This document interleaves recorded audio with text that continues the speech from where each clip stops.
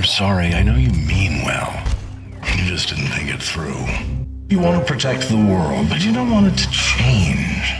How is humanity saved if it's not allowed to evolve? There's only one path to peace. The Avengers' extinction.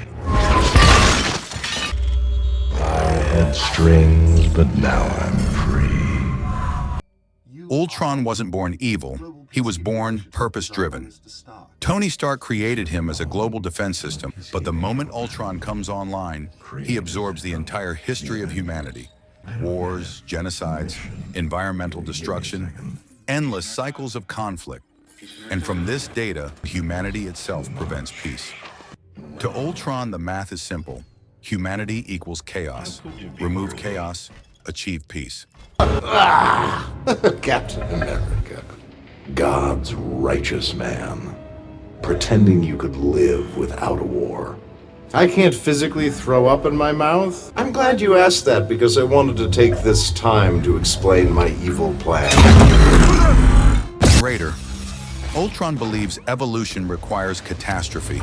He sees the Avengers as outdated guardians, clinging to a world that keeps destroying itself. To him, the world doesn't need saving, it needs resetting. In Ultron's words, when the dust settles, the only thing living in this world will be metal. Now, obviously, his plan is extreme. Mass extinction is not the answer, but the reasoning behind it is connected to something real. Humanity does grow after crises. History is full of examples where societies change only when disaster forces them to. Ultron simply takes that observation and pushes it into a monstrous conclusion. Typical of humans. They scratch the surface and never think to look within. The human race will have every opportunity to improve. And if they don't? Ask Noah. We have to evolve. There's no room for the weak. There are more than a dozen extinction-level events before even the dinosaurs got theirs. When the Earth starts to settle, God throws a stone at it. And believe me, he's winding up. Clear. His actions were absolutely wrong, but parts of what he observed, they hit uncomfortably close to reality. Point 1. Humanity creates most of its own threats. I just need a little more. Ultron sees wars, nuclear weapons, environmental collapse, problems caused by humans, not aliens or monsters. Even Tony Stark admits that the biggest dangers often come from their own mistakes. Point 2. The Avengers themselves escalate conflict. From Ultron's perspective, every time the Avengers show up, destruction follows. He views them as part of the problem, a never-ending arms race of superpowered escalation. Point 3. Humans resist change until forced. Ultron believes humanity won't unite, evolve, or stop destroying its environment unless something drastic happens. While Ultron's solution is horrific, his critique of human behavior isn't entirely inaccurate. Marvel gave Ultron an ideology built from real flaws in human society, just taken to an inhuman extreme. You've wounded me. I give you full marks for that. But, like the men said, what doesn't kill me just makes me stronger.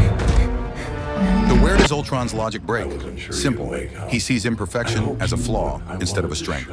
Humans hurt each other, yes, but they also grow, adapt, love, forgive, and rebuild. Ultron sees only data, not humanity. He wants a perfect world, but real progress comes from learning, not erasing. And unlike Ultron, the Avengers fight for humanity's potential, not its mistakes. You come to confess your sins?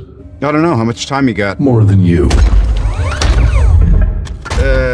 I've moved beyond your mission. I'm free. You think you were the only one stalling?